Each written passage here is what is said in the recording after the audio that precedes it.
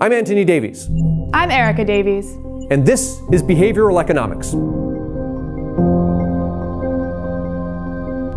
At some point in our distant past, a human who had food met another who had a spear.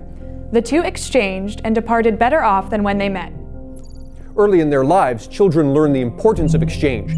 We call it sharing, but we teach it as a quid pro quo. You share your toys with your friend, and your friend shares his toys with you. That's exchange. The discovery of exchange led to the discovery of specialization. Humans learned that they had more to exchange when each person concentrated his time and energy doing what he did best.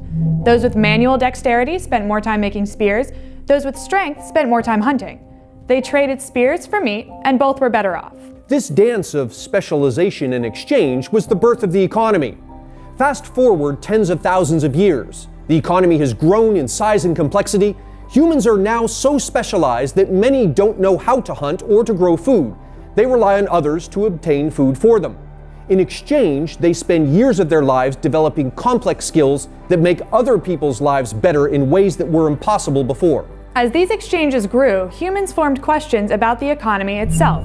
What is the nature of property and prices? How is it that the economy appears to work without anyone guiding it? From these questions, economists developed a body of theory to explain how humans behave when their unlimited desires collide with their limited abilities. This body of theory is economics. One of the principles underlying economics is that humans behave rationally, that they make choices they believe will bring them happiness now or in the future. But if we look around, it appears that humans aren't that rational. People smoke and then suffer ill health. Students put off studying and then regret it. All people behave irrationally sometimes, and that raises the question of whether economics itself is built on a false premise. Is it possible that human irrationality nullifies economic theory? To understand what economists mean when they say that humans are rational, let's examine molecules. Fluid mechanics explains how fluids behave.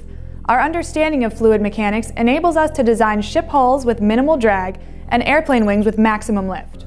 While individual molecules behave unpredictably, the behavior of a group of molecules is so predictable that we bet our lives on the predictability every time we step on a plane or a boat.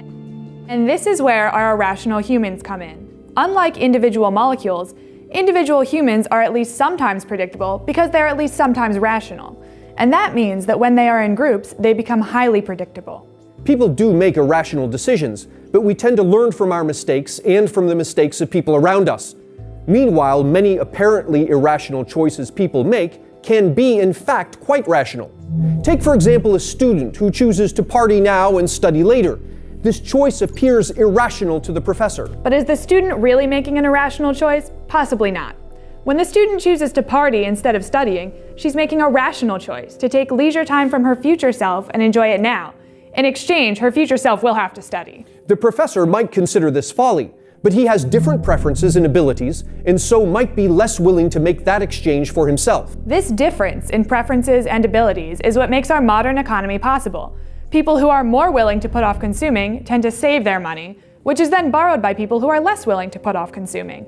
Among them, entrepreneurs who want to try out new ideas. And when those entrepreneurs' ideas succeed, we get the automobile, the plane, the computer, the internet, and all sorts of other things we wouldn't have, but for the fact that a couple of cavemen once traded spears for food, setting in motion the wondrous cooperative venture we call the economy.